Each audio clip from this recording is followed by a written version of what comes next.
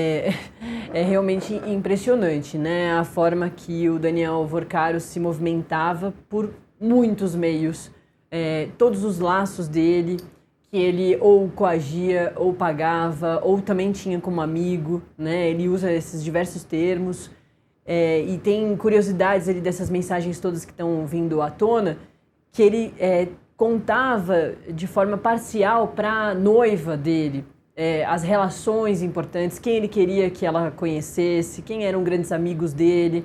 Mas, mais uma vez, isso tudo precisa ser comprovado, né, e contextualizado. Se essa pessoa realmente fazia parte do esquema, qual que era a função dela, desde quando ela está junto com o Daniel Vorcaro, por que o Daniel Vorcaro foi atrás dessa pessoa, isso tudo está sendo investigado. O papel aqui da imprensa é de, recebendo essas informações, conseguir fazer o registro para a opinião pública saber de tudo que está sendo falado aí nos bastidores, né? Certamente, Nath. Quando a gente diz que existe elo entre todos os lados da política, a gente está dizendo isso. Olha, ele tinha relações com todos. Agora, caberá à investigação da Polícia Federal apontar quem de fato era para o elo de práticas de crimes e quem era de fato só tinha uma relação ali, mas não tinha qualquer ilícito nessas relações. Isso, quem cabe dizer, é a Polícia Federal. O ponto que nós aqui, enquanto imprensa, estamos destacando ele tinha relação com todos os tentáculos da política, do judiciário, do executivo. Então, todos os três poderes têm algum tipo de envolvimento com Daniel Vorcaro. Agora, o que cada um desempenhava, se eram só relações pessoais ou relações de negócios, aí é a Polícia Federal que vai apontar quem era relações pessoais, de negócios e quem estava realmente envolvido em qualquer ilícito, em qualquer desvio de dinheiro, em qualquer lavagem de dinheiro. Isso tudo é a investigação correndo, é a investigação que vai apontar. O que se tem até agora são vários nomes de todos os lados. E aí, esses nomes vão ser jogados dentro da investigação. Alguns vão sair ilesos, outros com certeza vão sair apontados como talvez até omissos, né? Não necessariamente se envolveram no caso, mas talvez souberam do caso, souberam que havia ilícito ocorrendo e não fizeram nada. Bus, pra gente encerrar então, que eu já tô te segurando aqui há 1 hora quase, desde o comecinho do Acorda Metrópolis, mas o resumão da semana tá cheio, né? Muito por causa do Daniel Vorcaro, também da quebra do sigilo do Lulinha, mas tem outros 3 assuntos que eu quero que a gente acha que consegue resumir agora nessa sua última resposta. PEC da Segurança Pública, né? A PEC da Segurança passou de novo pela Câmara dos Deputados, agora sem data definida vai para o Senado. Tem acordo União Europeia-Mercosul, que também passou pelo Congresso durante essa semana. E, claro, também uma pincelada ali rápida pelo presidente Lula, que não foi o foco dessa semana, não tinha muito como. Começa ali com uma expectativa de como ele vai fazer aquela reunião, que a gente já comentou bem rapidinho, com o presidente Donald Trump, a partir do que acontece desde o final de semana, uma guerra nova no mundo todo entre Estados Unidos, Israel e Irã. Mas depois não fica mais nos holofotes, porque tem Daniel Vorcaro, volta um pouco por causa da coisa do Lulinha, que não é Lula, é o Lulinha, é o filho dele, mas claro, coloca ele também na história de forma indireta. Então queria que você pincelasse sobre esses 2 projetos importantes que passaram aí por essa semana no Congresso e também um pouquinho sobre o Poder Executivo, o Bus. Pois é, essa semana o Congresso aprovou projetos importantes, né? A PEC da Segurança é importante para a segurança pública, de fato. A gente tem um debate muito longo de segurança pública no Congresso, mas é difícil projetos passarem por lá. Recentemente terminaram de votar o PL antifacção e agora a PEC da Segurança Pública que muda um pouco os quadros ali da segurança, reorganiza e trata dessa união de forças para o combate ao crime organizado, né? Dessa aliança de polícias estaduais, a Polícia Federal, enfim, esse conjunto faz essa conexão entre as polícias para que haja uma força maior, uma força de inteligência para que avance as investigações. A gente sabe que serviços de inteligência são muito importantes para o combate ao crime organizado, principalmente, e ao tráfico de drogas também, porque, às vezes, fazer operação sem ter uma inteligência antes é só vitimar, inocentes e os próprios policiais que estão ali no frontes que acabam morrendo nessas operações. Então, essa PEC da segurança começa a tratar desse tema, ainda tem muito a se avançar, mas já é um indicativo de que há um debate acontecendo e isso é muito importante. A PEC da segurança é de fato importante, agora ela vai ao Senado.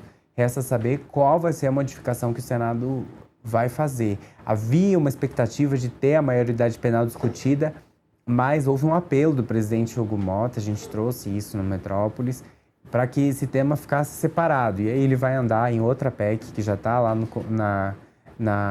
vai ter uma comissão especial, enfim, vai avançar tanto na comissão especial como na Comissão de Constituição e Justiça, essa PEC da maioridade penal. Então esse assunto ficou de fora, que há parlamentares que defendem ali a redução de 18 para 16 anos da maioridade, acham que isso também vai contribuir. Isso é um debate muito amplo e a avaliação que se tinha, Nath, é que se colocasse esse tema dentro da PEC da segurança, é um tema complexo que não tinha sido discutido e que ia ser encarado ali só na reta final para colocar dentro da redação. Então não havia clima dentro dos líderes e na própria cúpula da Câmara de bancar isso. Obviamente, a avaliação da área da segurança, de parlamentares ligados à segurança pública, é de que isso ia passar, mas foi preferido que não fosse discutido junto, para não contaminar o debate.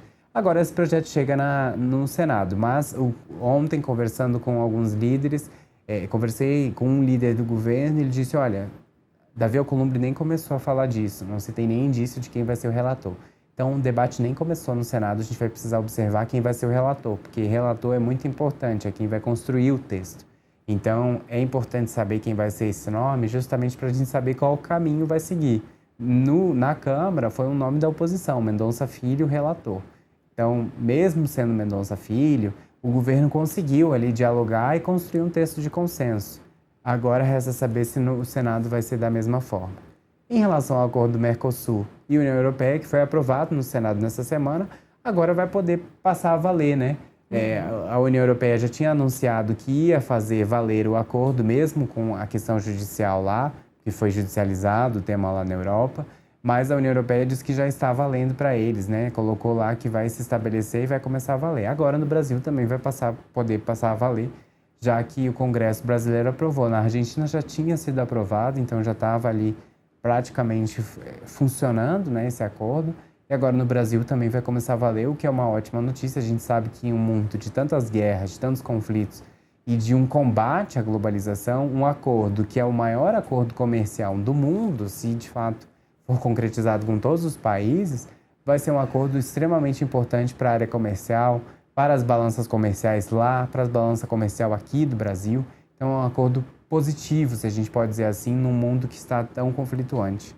E sobre o presidente Lula, eu me recordei, enquanto você falava, Nath, que na quarta-feira ele discursou num evento que teve no Itamaraty e ele criticou essa guerra do Irã, né, dos Estados Unidos, Israel e Irã.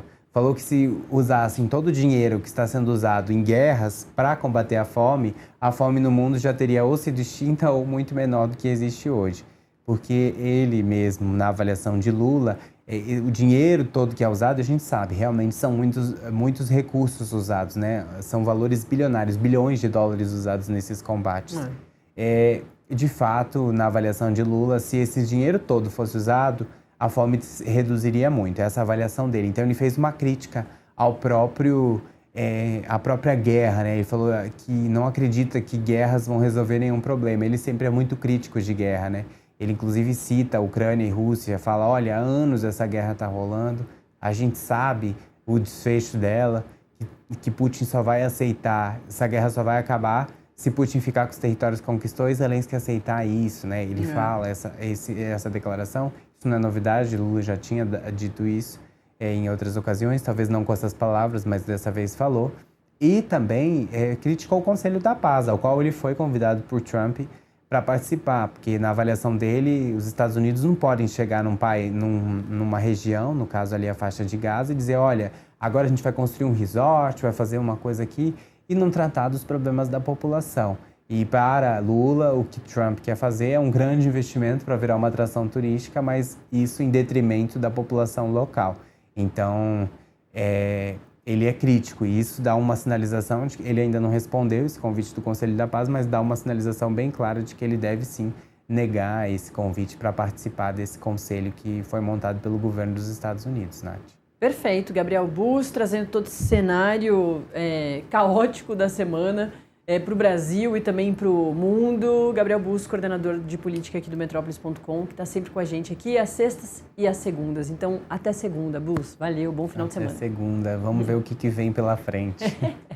Exatamente, Sexta-feira passada a gente saiu daqui tranquilo, falando, não, o final de semana vai ser super tranquilo, plantãozinho tranquilo.